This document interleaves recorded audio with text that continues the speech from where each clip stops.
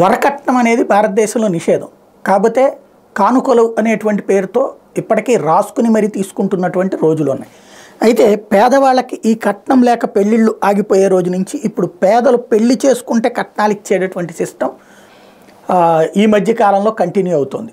రాజశేఖర రెడ్డి హయాంలో పెళ్ళిళ్ళు డైరెక్ట్గా టీటీడీ ద్వారా చేయించి ఆ మెట్టెలు పిల్లేళ్ళు పట్టుబట్టలు అట్లాగే వాళ్ళకి తాళిబొట్టు ప్రభుత్వంతో టీటీడీ తరపున ఇప్పించేవాళ్ళు. అది ప్రభుత్వమే చేసింది, రాజశేఖర రెడ్డి చేశాడని చెప్పేవాళ్ళు.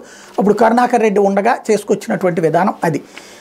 అది ఎక్కడికక్కడ ఒక టెంట్ వేసేసి ఎంతమంది జంటలు ఉంటే అంతమంది జంటలకి రెండు వైపులా అయ్యే భోజనాల ఖర్చులు చిరొక 25 మందిని, తర్వాత రోజుల్లో 50 మంది, అంటే ఒక 100 మందికి భోజనాలు ప్రభుత్వం ఏర్పాటు చేస్తుంది, అంటే టీటీడీని ఏర్పాటు చేస్తుంది. అట్లాగే వాళ్ళకి ఇవి ఇస్తారు. దాదాపుగా పెళ్లిలో కట్టానికంటే కూడా ఈ ఖర్చు ఎక్కువ ఉంటుంది. కనీసం 3 నుంచి 4 లక్షలు పేదలకు కూడా అయ్యేటటువంటి, ఆ రోజుల్లో 1,50,000 2 లక్షలు అయ్యేది.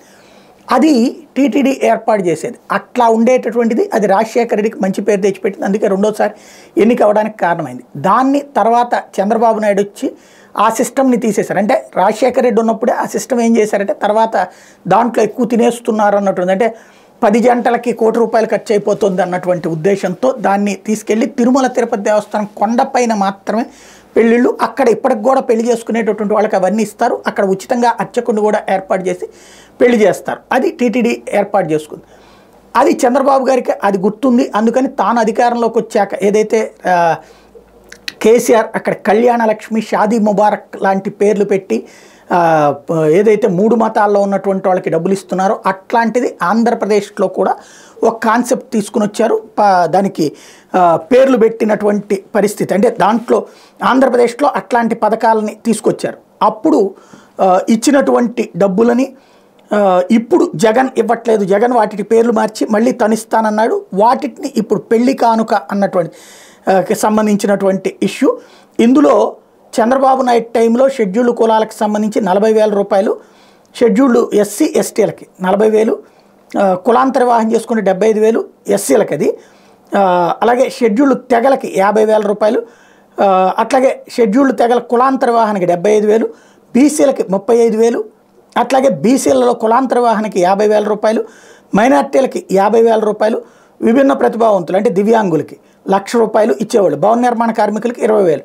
జగన్ వచ్చాక దాన్ని రివర్స్ చేసుకొచ్చాడు.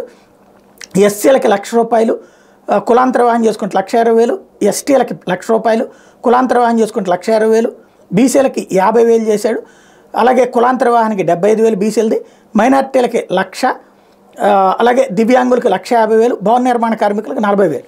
అయితే ఇప్పుడు ఎంతమందికి ఇచ్చారు ఈ 5 ఏళ్లలో అంటే బీసీలకి 30,000 33 మందికి, ఎస్సీలకు 17,153 మందికి, ఎస్టీలకు 2,877 మందికి, మైనార్టీలకు 4,997 మందికి, భవన నిర్మాణ కార్మికులు దివ్యాంగులకు 1,134 మందికి. టోటల్గా ఈ 162 కోట్లు, 173 కోట్లు, 29 కోట్లు, 51 కోట్లు, 9 కోట్లు. ఇది అంతా ఎందుకు చెప్పాల్సి వచ్చిందంటే చంద్రబాబు టైంలో పెళ్లి కానుకలు ఇచ్చేవాళ్ళు జగన్ వచ్చాక తీసేశాడని ఈనాడు జ్యోతి వార్తలు రాస్తే కాదని చెప్పడానికి సాక్షి ద్వారా ప్రభుత్వం చెప్పినటువంటి లెక్కలు ఇవి.